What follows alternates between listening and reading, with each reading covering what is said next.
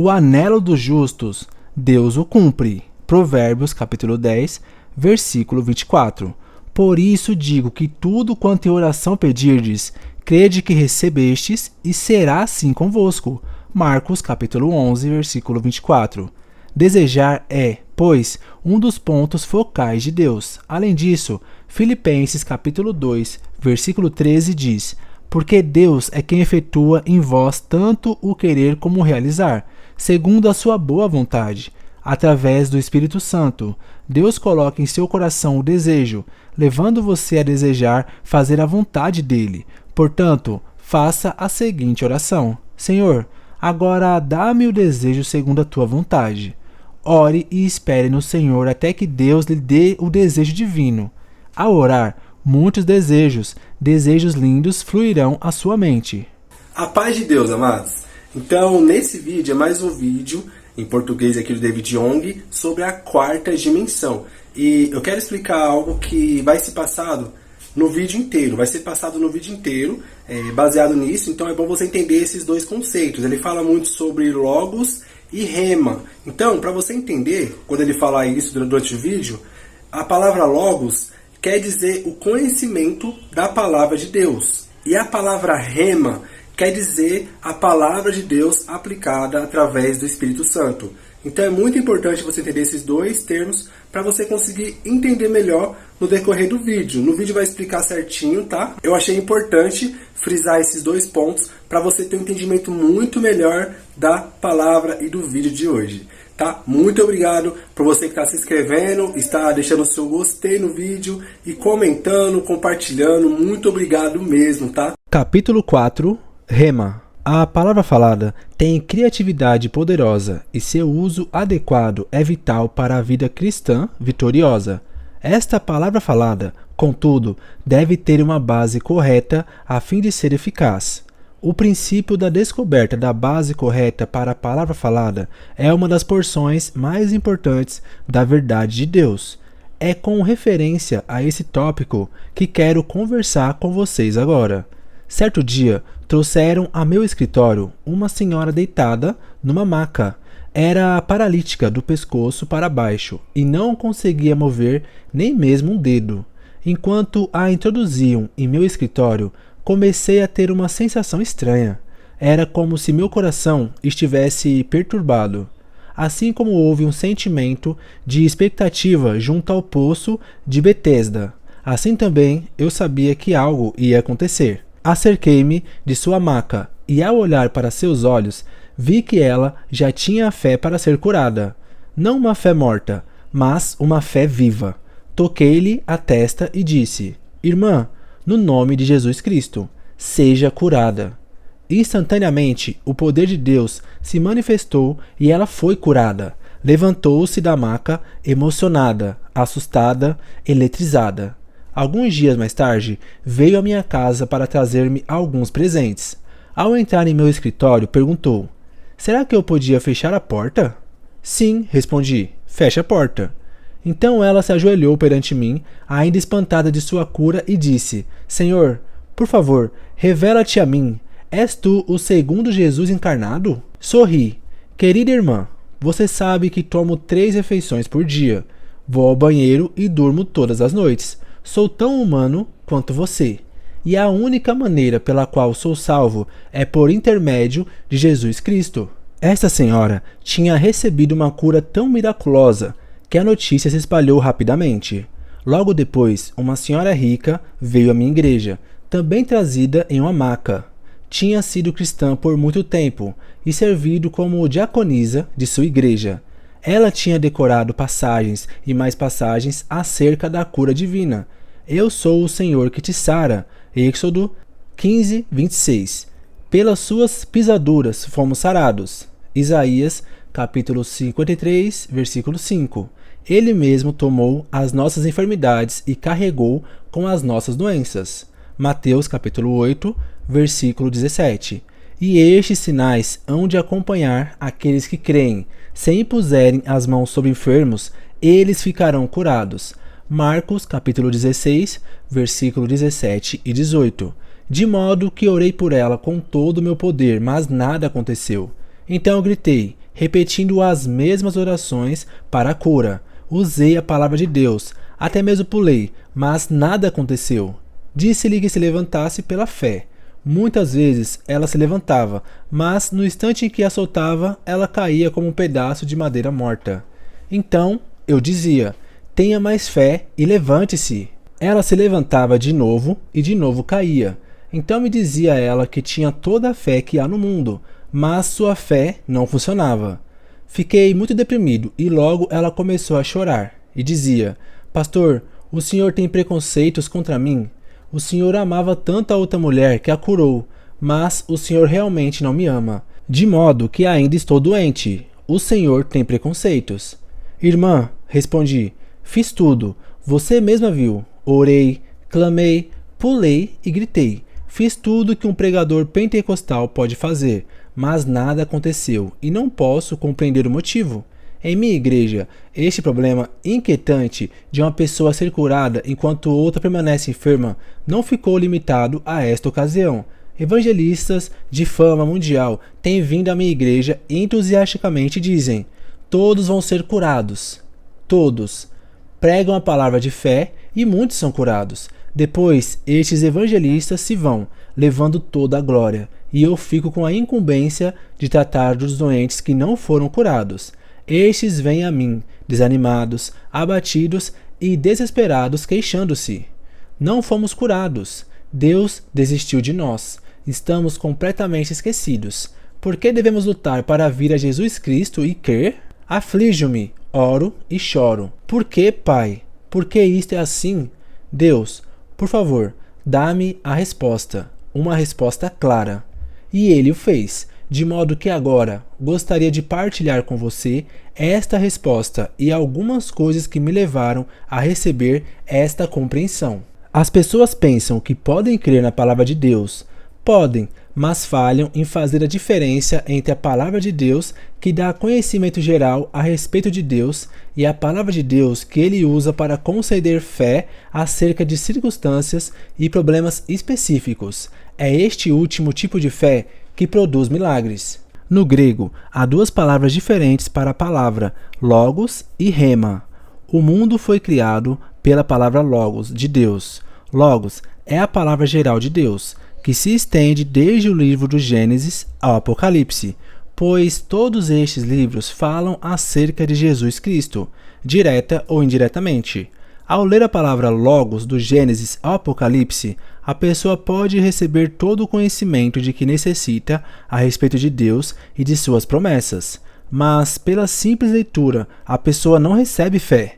A pessoa recebe conhecimento e compreensão acerca de Deus, mas não recebe fé. Romanos capítulo 10, versículo 17, mostra-nos que o material usado para edificar a fé é mais do que simples leitura da palavra de Deus. A fé vem pela pregação, e a pregação pela palavra de Cristo. Nesta passagem, palavra não é logos, mas rema. A fé, especificamente falando, vem pela pregação da palavra rema. O Dr. Ironside define em seu léxico grego a palavra logos, a palavra dita de Deus, e rema, a palavra dizente de Deus. Muitos eruditos definem a ação de rema como se o Espírito estivesse tomando alguns versículos da palavra de Deus e vivificando com eles uma determinada pessoa. Eis minha definição de rema. Rema é uma palavra específica, dada a uma pessoa específica em uma situação específica. Certa vez, na Coreia, uma senhora chamada Yoon Wai-kyung promovia grandes concentrações para a juventude na montanha Sangak. Essa senhora tinha um grande ministério. Quando se punha de pé e pregava, as pessoas vinham à frente e caíam ao solo como se tivessem sido atingidas pelo raio, tocadas pelo poder do Espírito. Muitos eram os jovens que acudiam às suas reuniões. Nesta ocasião, essa senhora realizava reuniões juvenis em Sangak, e milhares de jovens compareciam todas as noites. Durante a semana da campanha, choveu muito, e todos os rios transbordaram. Um grupo de jovens desejava assistir ao culto certa noite. Chegando à margem do rio, perceberam que as reuniões estavam sendo realizadas no povoado do outro lado. Mas o rio estava muito cheio e não havia pontes nem barcos por perto. Os jovens se desanimaram. 3 moças disseram: por que simplesmente não vadiamos o rio? Pedro andou por sobre as águas, e o Deus de Pedro é o nosso Deus, e o Jesus de Pedro é o nosso Jesus. E a fé que Pedro tinha é a nossa fé. Pedro creu e devemos fazer o mesmo. Vamos andar por sobre o rio. O rio estava muito cheio e a correnteza era forte. As 3 moças se ajoelharam, deram-se as mãos e citaram a Escritura, mencionando Pedro caminhando por sobre as águas. Disseram a todos que iriam repetir o milagre. À vista de todos os demais jovens, entraram resolutamente nas águas. Afundaram-se imediatamente. 3 dias mais tarde, seus corpos foram encontrados flutuando no mar. Esse triste incidente teve repercussões em toda a Coreia. Os jornais não cristãos atacaram a fé. Traziam manchetes como estas: o Deus dos cristãos não pode salvá-las, ou por que seu Deus não respondeu às orações de fé? Como resultado dessa ocorrência, os incrédulos tiveram um dia de triunfo e a igreja cristã experimentou derrota e desapontamento geral. Muitos sentiram-se deprimidos e desalentados e não tinham como responder aos escárnios e acusações. O caso das moças que se afogaram transformou-se em assunto de conversas por toda a Coreia e muitos cristãos sinceros perderam a fé. Diziam: essas moças creram exatamente como nossos ministros têm ensinado. Exerceram sua fé. Dos púlpitos, nossos pastores constantemente instam que exercitemos com audácia nossa fé na palavra de Deus. Essas moças fizeram justamente isso. Então, por que Deus não respondeu? Deus Jeová não deve ser um Deus vivo. Esta não deve passar de uma religião formalística e nos envolvemos com ela.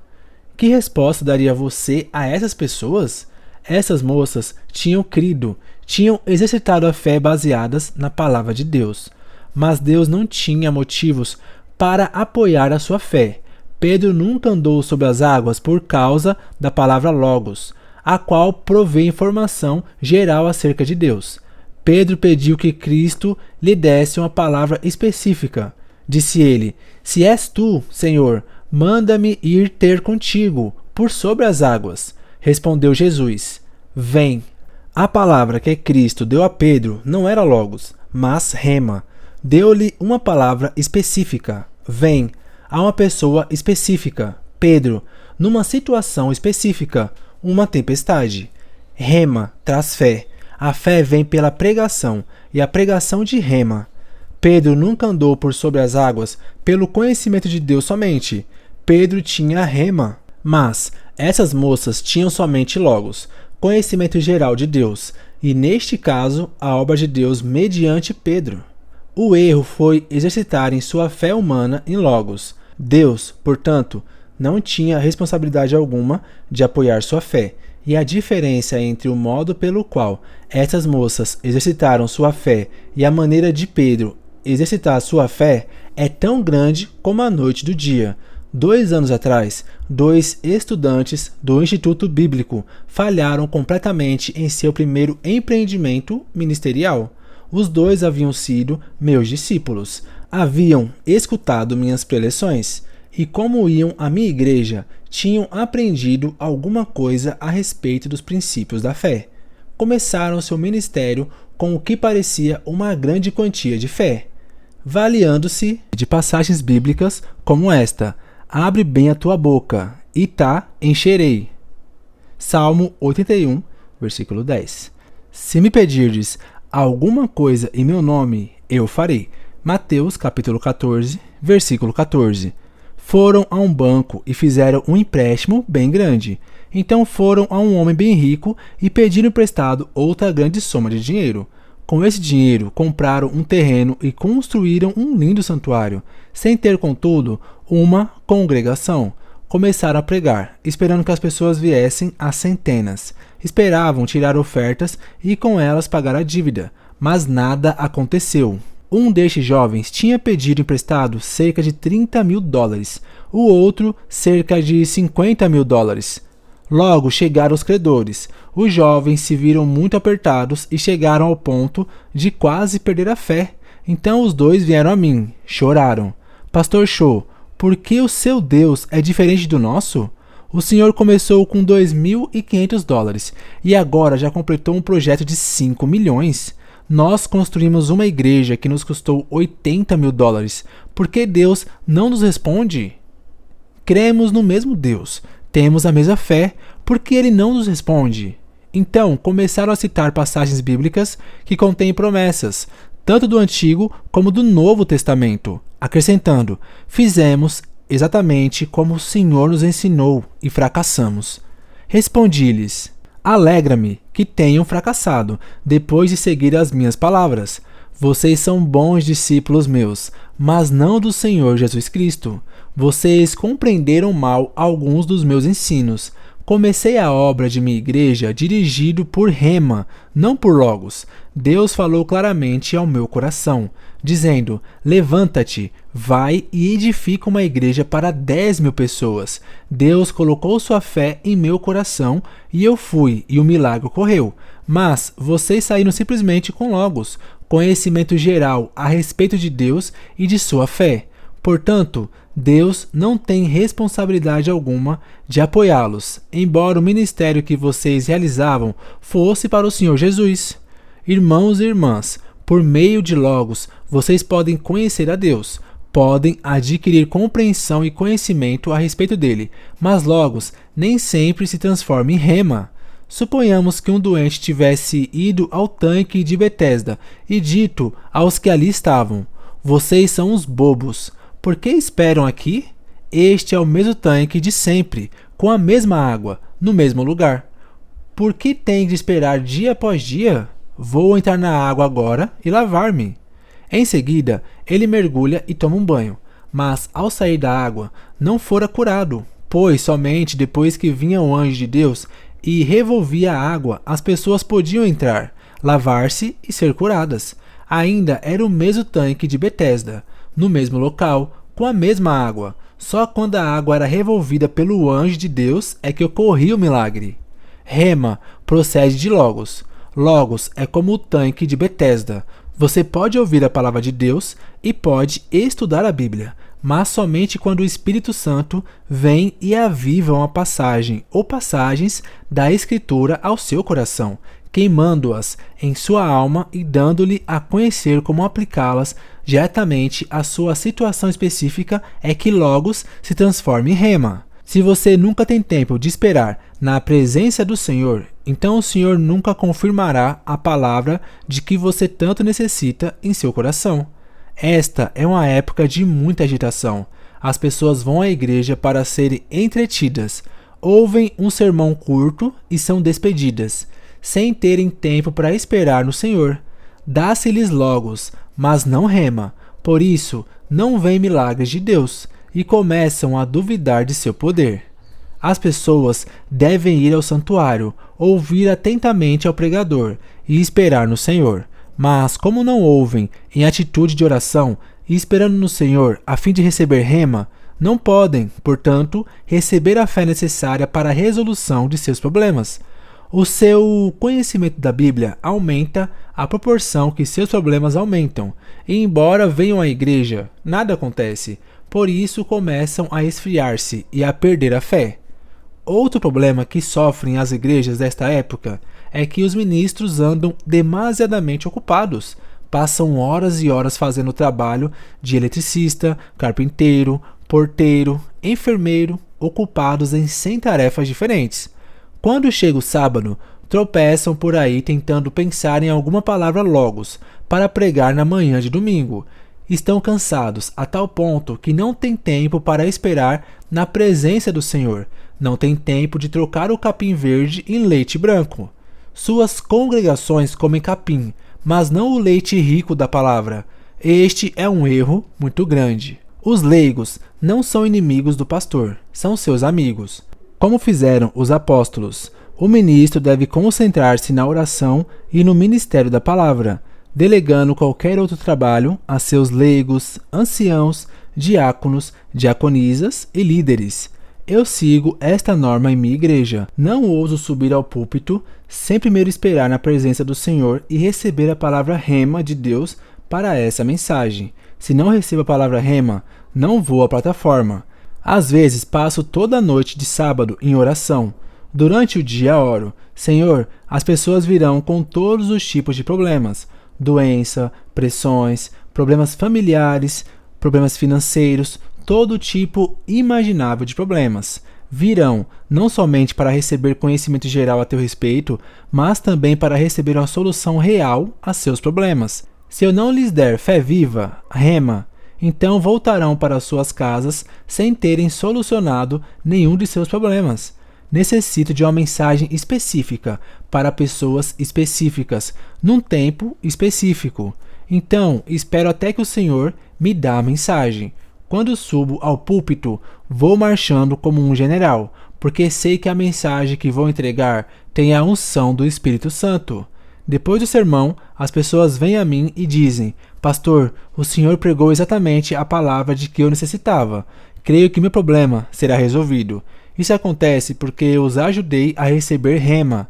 Irmãos e irmãs, não estamos edificando na igreja um clube de santos. Estamos lidando com assuntos de vida e de morte. Se o pastor não der rema ao seu povo, então tudo o que lhe resta é um clube religioso superficial. Já temos no mundo clubes sociais como o Rotary, os Kiwanis e outros da mesma natureza, e seus membros também pagam um tipo de dízimo. As igrejas que nós edificamos devem ser lugar onde as pessoas recebem soluções da parte de Deus, recebem e veem milagres em sua vida, e podem conseguir não meramente um conhecimento intelectual de Deus, mas também um conhecimento experimental, real e vivo. Mas para que consigam esse objetivo, é preciso que primeiro o pastor receba a rema. Deve-se dar tempo aos cristãos a que esperem na presença do Senhor, a fim de que o Espírito Santo tenha tempo de lidar com eles e inspirá-los por meio das Escrituras. O Espírito Santo pode transformar as passagens bíblicas na palavra dita de Deus e aplicá-las ao coração da pessoa, fazendo com que a palavra dita passe a ser a palavra dizente de Deus. Logos deve transformar-se em rema. Agora, posso dizer-lhe porque muita gente não recebe a cura.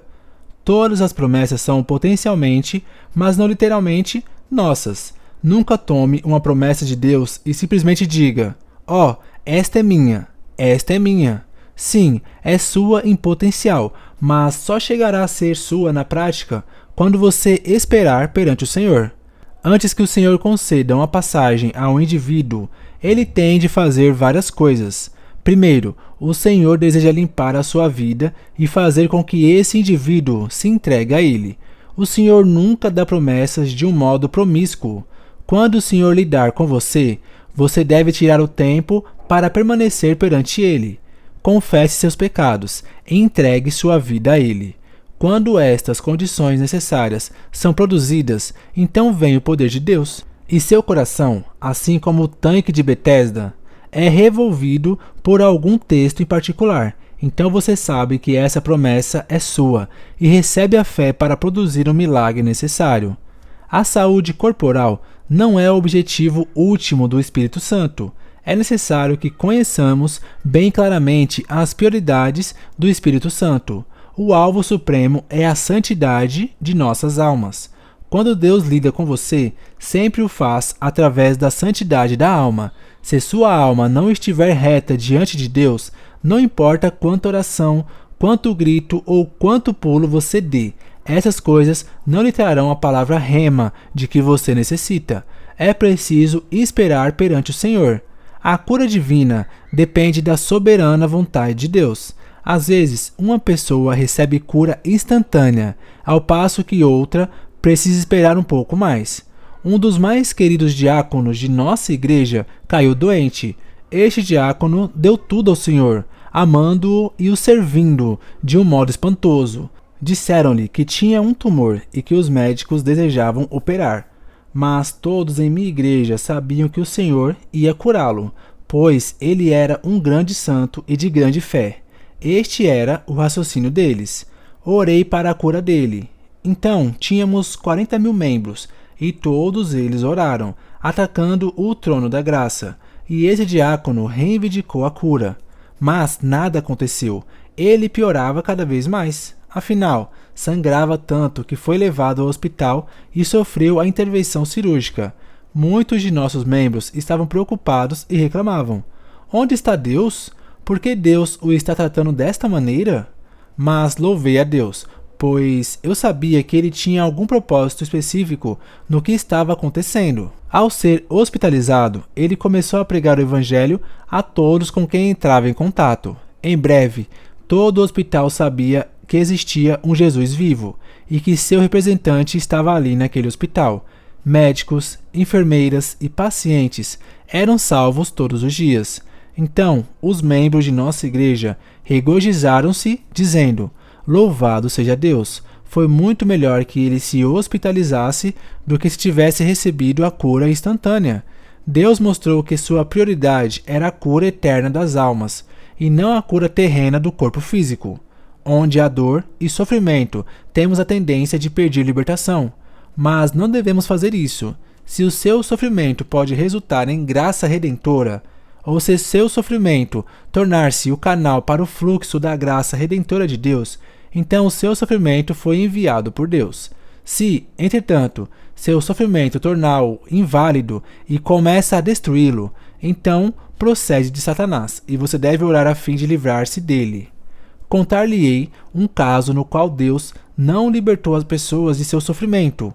Aconteceu durante a Guerra da Coreia, quando 500 ministros foram capturados e imediatamente fuzilados e 2.000 igrejas destruídas. Os comunistas eram cruéis para com os pastores.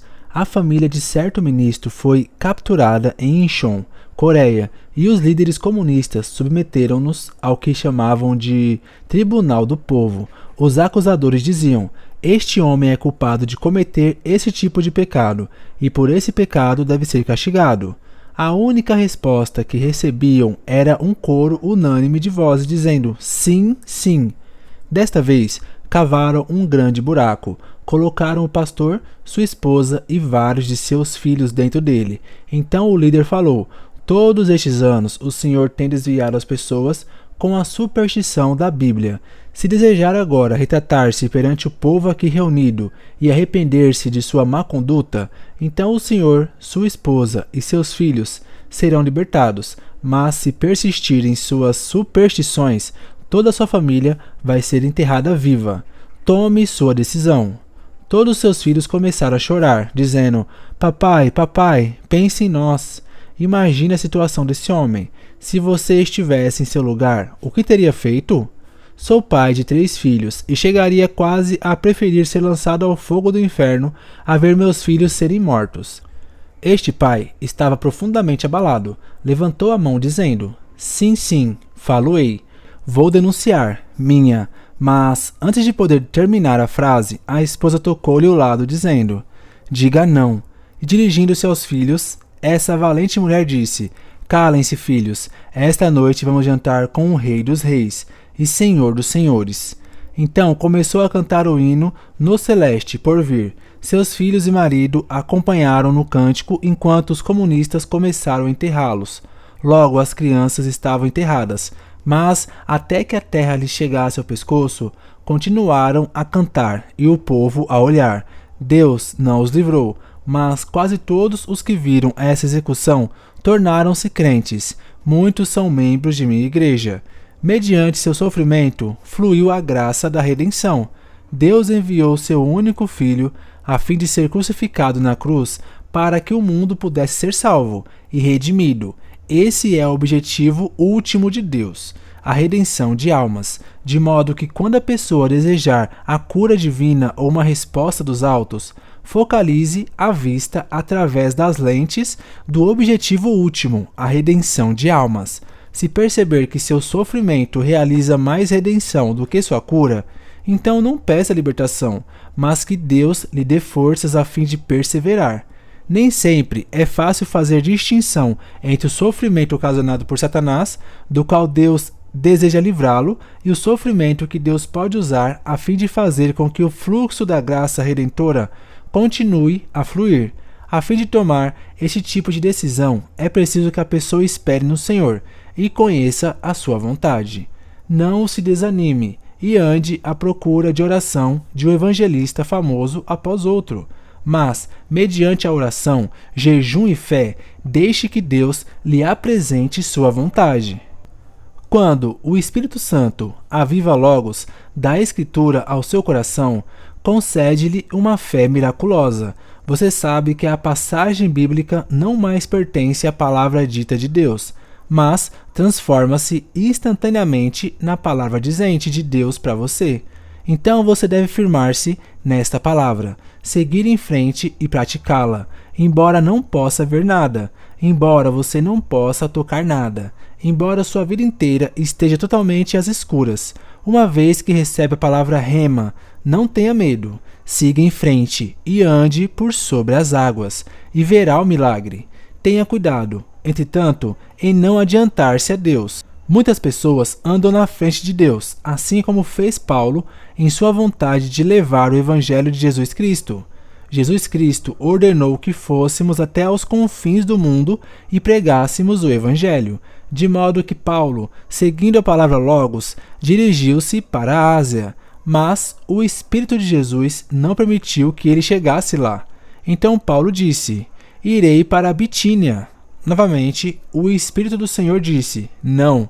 Então Paulo e seus companheiros desceram a Troade, uma cidade desconhecida. Podemos imaginar suas peregrinações ali, sua confusão, pensando: eu estava obedecendo ao mandamento de Jesus. Jesus disse que fôssemos até os confins do mundo e pregássemos o Evangelho. Por que sou eu um fracasso? Enquanto orava e esperava no Senhor, recebeu a palavra rema e apareceu-lhe um homem da Macedônia em uma visão, dizendo: passa para a Macedônia e ajuda-nos. De modo que ele tomou um barco e foi para a Europa. Através do exemplo de Paulo, podemos novamente ver a diferença entre Logos e rema. Algumas pessoas têm vindo a mim com um comentário: irmão Cho, posso orar por várias promessas das Escrituras e posso esperar até que o Espírito Santo avive essas passagens, aplicando-as a mim. Mas como é que posso conseguir rema na escolha de um marido ou de uma esposa? Li a Bíblia toda, mas ela não diz que devo casar-me com Elizabeth, Maria ou com Joana. Como é que posso ter rema com respeito a este assunto? A Bíblia tampouco diz onde devo estabelecer minha residência, se no Rio de Janeiro, Buenos Aires, Los Angeles ou em Berlim. Como é que posso saber a vontade de Deus a esse respeito? Estas são questões legítimas. Permita-me dar-lhe os 5 passos que eu uso a fim de saber a palavra rema acerca de questões específicas. O primeiro passo é colocar-me em ponto neutro, não ir nem para frente nem para trás, permanecer completamente calmo. Então, espera no Senhor, dizendo: Senhor, eis-me aqui, ouvirei a tua voz. Se disseres sim, irei. Se disseres não, não irei. Não desejo tomar decisões para meu próprio benefício, mas decidir segundo o teu desejo. Seja algo bom para mim ou seja algo mal, estou pronto a aceitar tua direção. Com esta atitude, espero pelo Senhor. Muitas vezes a melhor coisa a fazer é jejuar e orar, pois se a pessoa come demais, fica cansada e não pode orar. Então, ao perceber que está realmente calma, pode partir para o segundo passo. A segunda coisa que faço é pedir que o Senhor revele sua vontade através de meu desejo. Deus sempre vem a você através de seu desejo santificado. Agrada-te do Senhor, e Ele satisfará aos seus desejos do teu coração. Salmo capítulo 37, versículo 4. O anelo dos justos, Deus o cumpre. Provérbios capítulo 10, versículo 24. Por isso digo que tudo quanto em oração pedirdes, crede que recebestes, e será assim convosco. Marcos capítulo 11, versículo 24. Desejar é, pois, um dos pontos focais de Deus. Além disso, Filipenses capítulo 2, versículo 13 diz: porque Deus é quem efetua em vós tanto o querer como o realizar, segundo a sua boa vontade. Através do Espírito Santo, Deus coloca em seu coração o desejo, levando você a desejar fazer a vontade dele. Portanto, faça a seguinte oração: Senhor, agora dá-me o desejo segundo a tua vontade. Ore e espere no Senhor até que Deus lhe dê o desejo divino. Ao orar, muitos desejos lindos fluirão à sua mente. Não se ponha de pé, dizendo, já tenho tudo, e em seguida saia correndo. Espere na presença do Senhor um pouco mais. Satanás também pode dar desejos, mas também os desejos podem surgir de seu próprio espírito ou ser dados pelo Espírito Santo.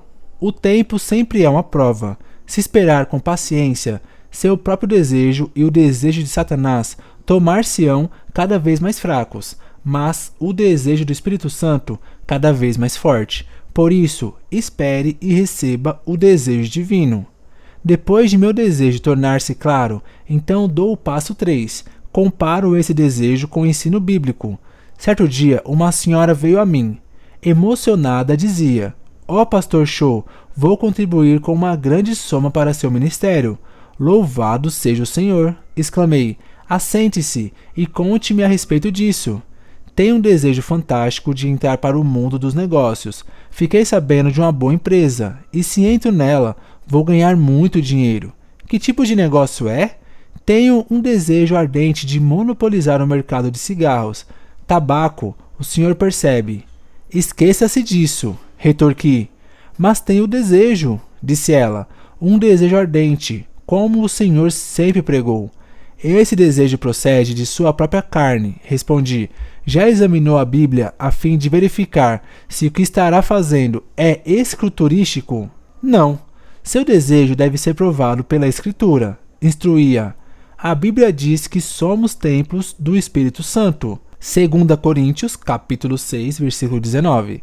Se Deus desejasse que seu povo fumasse, ele teria feito o nosso nariz de maneira diferente. Chaminés devem dar para cima e não para baixo.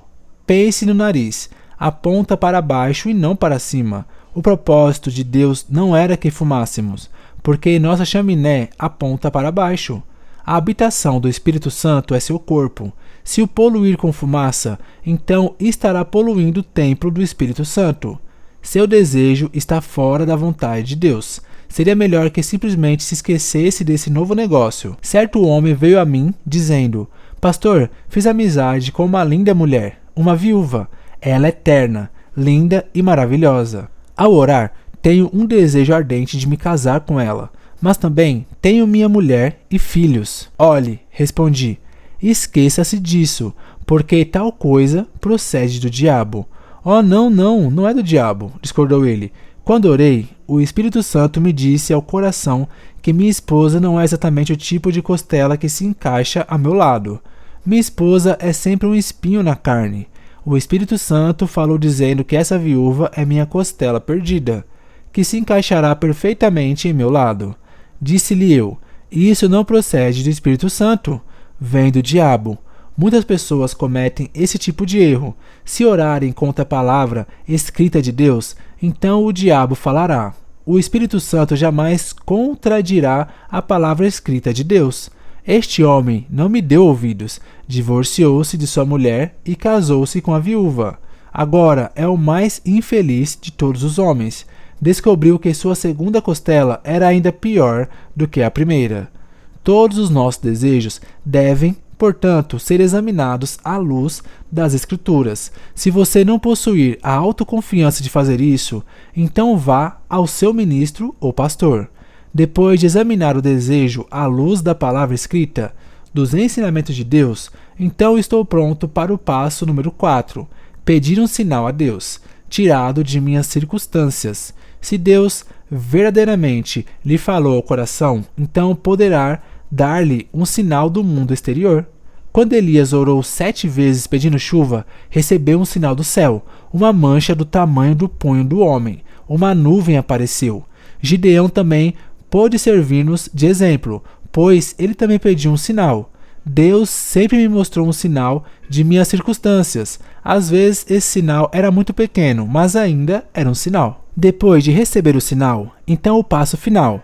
Oro até conhecer o horário de Deus. O horário de Deus é diferente do nosso. A pessoa deve orar até que tenha paz real, pois a paz é como o árbitro. Depois de orar, se ainda sentir-se inquieta, então o horário não era certo. Significa que o sinal ainda está vermelho. Portanto, continue a orar e a esperar. Quando o sinal passar do vermelho para o verde, chegar-lhe-á paz ao coração. Então você deve sair correndo. Vá, portanto, com velocidade total, com a bênção de Deus e com a rema de Deus. Milagre após milagre lhe seguirão. Em minha vida cristã, sempre tenho seguido estes 5 passos. Até aqui, Deus tem confirmado essa maneira de caminhar com sinais e milagres. Estes resultados devem mostrar claramente a diferença entre logos e rema. No futuro, você não precisa ficar confuso acerca das promessas de Deus. Quantidade alguma de reivindicação, trabalho, pulos ou gritos o convencerá.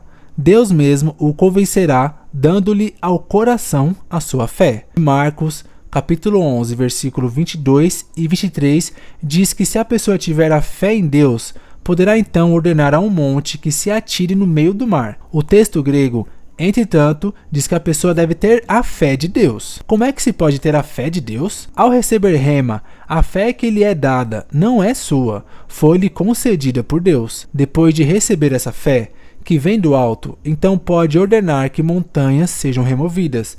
Sem receber a fé de Deus, a pessoa não pode fazer tal coisa.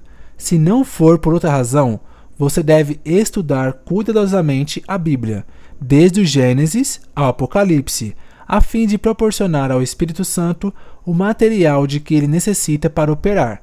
Quando a pessoa espera no Senhor, o Espírito Santo concede-lhe essa fé, e ao agir consoante a essa fé, grandes milagres seguirão em seu ministério e em seu lar. Portanto, espere no Senhor.